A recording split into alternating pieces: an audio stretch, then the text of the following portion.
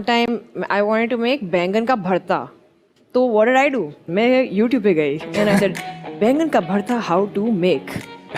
And I found these amazing aunties on YouTube who have like 6 million followers. Wow. तो क्या नाचो मैं?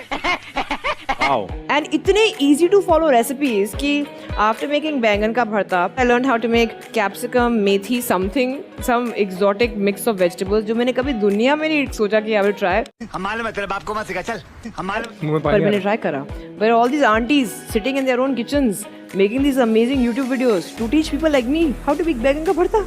तो for me, women, hats off.